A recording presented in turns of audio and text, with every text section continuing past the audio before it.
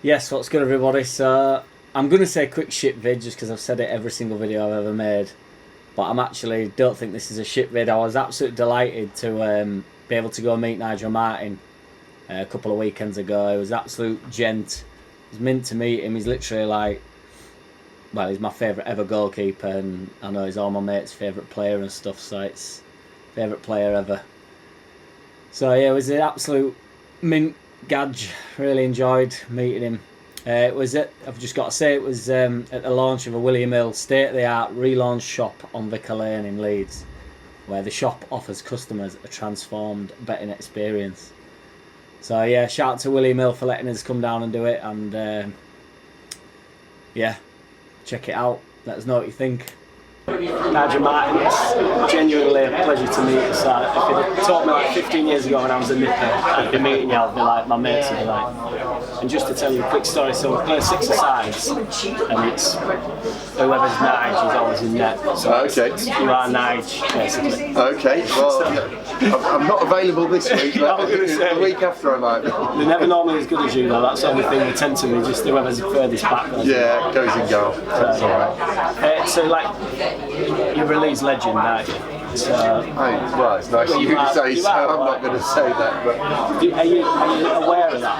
Do you know what I mean? Is there any? Because you seem really chilled out and stuff, and really. Yeah, it's something that I'm quite honoured to. People say things like that, because all you ever want to do is go out there and do your best for the team that you're playing for, and that's all I've ever tried to do. So, if my performances have been good enough for that, then it's amazing. Yeah, that was kind of what I wanted to be. I don't want to be flamboyant and make saves look better than they actually are. It was just, for me, it was about just doing my job properly, and not getting too carried away with it. Do you have any sort of because obviously everybody talks about that Roma game where he was phenomenal. But I heard you did another podcast where you said you had a bad back the day before and stuff. Yeah. And so, were you concerned going into the game about I was. Did you let the manager know or anything, or did you keep it sort of? No. The night before, we trained at the ground, and I didn't have great mobility during the training session with my back, and then finished training. We went back to the hotel for some food and things.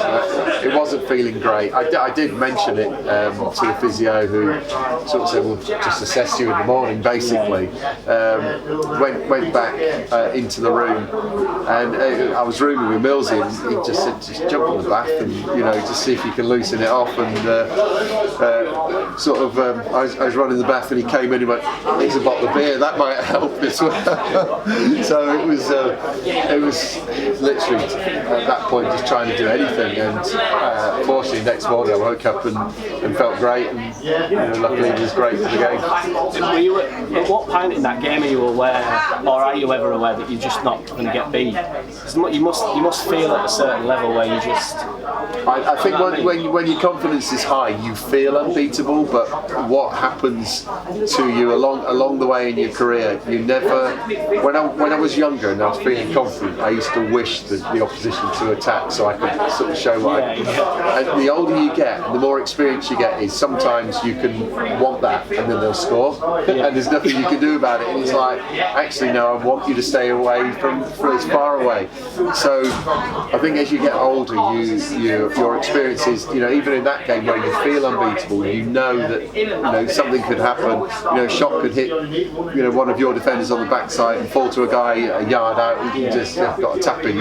Anything can happen. So you don't get above yourself. You just stay concentrated. You can do you know you're on fire? You do enjoy those games. Of course, you enjoy those games where you're playing well and making saves. And it means your confidence is high, so you're going to make better sort of decisions and more confident decisions. So you are probably playing at the best you can play at, but that doesn't guarantee you're going to save every shot. No. What's everybody's reaction? So, like, because keepers tend to, you get crucified for big. It's always a big mistake for the keeper, isn't it? Yeah. Any error and it's when it's in, isn't it? So, what's everybody's reaction when you get into tune? Is everybody? You must be on a high as well. Oh, if you've had a good game, you're on a high. The lads are saying well played. The manager might come and say well played. Managers tend to play those sort of things down. Yeah, of course, because you're not going to have the chance to play like that every week. So if you go overboard with praise there, and then you have a 6 out of 10 game where you haven't had much to do and he doesn't say anything, you kind of are you then looking for something? So managers tend not. That secretly they're happy, but they tend to be more chilled with it. But on the flip side, if you make a mistake, I'd like to think I was honest enough always that I just came in and apologised to my teammates and to the manager, because it's the last thing I wanted to do, and you would feel that really badly if I did make a mistake and it cost a goal and it cost from a win to a draw or a draw to a loss. It affects you quite a lot. So any goals sort of stick out to you that you have conceded where? I'm probably reluctant to bring that up. There's probably too many to remember. There's probably too many to remember. Yeah, no, I can remember going in, not specifically what games, but I can remember going in and just being absolutely gutted and just saying that I'm sorry. How long has it taken effect on you as well? The thing is that if you're playing well and everything's been good, and then you have a game like that, the lads will get around you and say, "Hey, don't worry about it. You've kept us in games. You've done this, that, and the other." And for me, it was always important to get back out there on the training pitch. So if we were in the next day or the day after, get out there and work hard again, and you put it to bed. You get your confidence back because you're then doing everything well again because you're training, and then you get into the next game, and it's important then you just the next game is you've forgotten completely what's happened before. Do you get better at that as well? I think you do as you get older. Yeah, it doesn't affect you for so long. It probably that night affects me, and or the straight after the game, and then that evening. It would affect me, but then the next day, I come in with a fresh head on and ready to train, and focus on just training hard and doing the best you can again. Yeah. In terms of because obviously keepers and defenders want clean sheets, don't they? Ideally. So like a thriller is better to play in as I only play outfield, and obviously not anywhere towards that level. But that's better if you win 4-3. Is that the same for a keeper? Are you not interested? Would you rather win 3-0? No, I'd rather win. Win first, I think, is the most important thing. So winning the game is the most important thing because the team and the result for the team comes first. That's the most important thing. If you play well, that's and your performance is good. That's the second thing. I think a clean sheet for a goalkeeper is and defenders is important. So that would be third. But if you play in a 4-3, I remember playing in a 4-3 against Derby at home, and I think we were 3-0 down, and probably I was culpable for 2 of those goals. With bad. I remember coming charging out, and one of the players got there just before me and lobbed it over me, and I think I may have made a mistake for another goal. And it's what you do then is yes, you're gutted, but you've still got a role to play. And to come back the way we did, and I think Harry got a goal just before half time, and then we come back in the second half and you win 4-3. It's an absolute thriller. The crowd go home so happy. On a personal thing, it's tinged with a bit of okay, we've got the win, so that's the most important thing. But the second most important thing, your performance wasn't good enough. So you still have a look at that. And work on those sort of things in training. Yeah. Were you?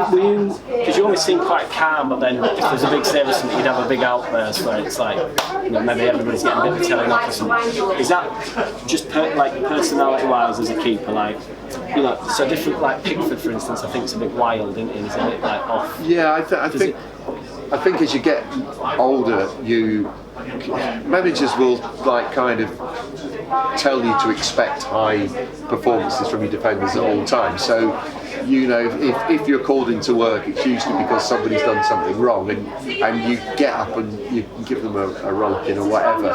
But later on, as I got more experience, it's not helpful. You know, generally, if people make a mistake, they know. They don't need somebody shouting at them. So, you know, the best thing to do is, you know, go up to them and go, you know, next time, come on, you get a bit tight. Just something to give them a little G up and a little, you know, don't worry about it. You know, I've got you back here if I can, sort of thing. And the flip side, they'll get me in trouble. You know, if I drop across and they go, you know, clear the ball. You know, that's kind of what we're all trying to do it for each other. So I probably did get up and give a few rollickings probably when I was younger. But hopefully, as I got more, you know, older, you kind of think it's not necessarily the best thing to do. You know, it's like in life as well. Yeah, it is. It's kind of. I think when you're young, you're trying to get the focus on yourself a little bit as well. And I think there's a little bit of that involved in. Well, look at that save I had to pull off because you've done that. Yeah. It's not really helpful. So it's better to pull off that save and then go put your arm around him and go, come on, next time. You know, that's the togetherness and what you need to do. Because Melior's really chilled, didn't he? And I remember initially he got sort of not criticised for it, but like he wasn't vocal enough type of thing. But I just think he's like ice cold, so there's like a real calming influence. He is. He's very calm. How much do you rate Melior as well? Yeah, I do. I mean, you know, I've said in other interviews. I tweeted something. It was last season, the season before. He'd made a mistake in a game, and he was getting a bit of grief and whatever. And I just went on. I think it was on Twitter, and I just sort of. I posted a picture of me and him, and we were almost about the same age. I think we were both like 20, and he was, you know, making a mistake in a Premier League game. Probably his 30th Premier League game, and I was winning the Cornwall Senior Cup for St Blaisy in deepest, darkest Cornwall. I hadn't even played any football league, so in terms of his development, he's miles ahead of where lots and lots of goalkeepers are. He's not going to. His best time will be from probably his late 20s to his late 30s is when he's going to be at his best. So he's developing and he's already at this standard. So he's got the potential to go, you know, all the way, you know, national for France and international playing for their first team. And the potential to go on. You know, we've got to try and keep hold of him. You know, and to do that, we'll have to, you know, win things on the pitch. You know, and make it that this is the club he wants to stay at, rather than, you know, other options going. Yeah. And then just that's really makes sense. And then just on your England career, did you ever? Because I think you're better than Seaman, for instance. No, but I genuinely do. So you're probably reluctant to say that because I'm sure you've got a decent relationship with Seaman. But what type of competition is it at an international level? Because, you know, he was the number one, wasn't he? Yeah, the thing was, it kind of almost didn't matter the league form. Didn't matter. Every time he was playing for England, he was doing well. So the managers were always going to stick with him. The same with like Gareth and Pickford. You know, he's his number one, and he doesn't want to change that while he's playing well for him. And Dave always seemed to play well for England. You know, I can't. I wanted to play more, obviously. Did you think? Because you must believe in yourself. I pushed and I felt I was playing well at times, and probably even, you know, in form-wise, better than he was at Arsenal at times. But the thing was, when it came to the games for England, he was playing well, and the managers really liked him. And there's kind of nothing you can do about that. So, however much you want to get ahead of him, I never once sort of thought he shouldn't be playing. You know, it's like I kind of understood what the hierarchy was. You know, with going back to Peter Shilton, Ray Clements. You know, if you had the jersey, that it was your sort of thing until, you know, it got to the point you weren't playing well enough, or, you know, and that was the only way it would change hands. So I kind of got used to it. You know, it didn't stop me trying. I tried to do it, but, you know, when he's played so well for a succession of managers for England, it was difficult to break in. Yeah. Awesome. Well, thank you very much. No worries. Nigel, Martyn, for your time. It's been a pleasure. And you. Cheers, man. Nice to meet you. Cheers, man. Cheers. Awesome. Yes, so what do you reckon? Yeah, I was buzzing. Proper nice guy, really happy to meet him. Leave us a comment, let us know your favourite Nigel Martyn moment. favourite Nigel Martyn story. Yeah, nice one. Shout out to William Hill again for letting us come down and do it. Shout out to Nigel Martyn in a bit. JackCity, bitch! JackCity, bitch!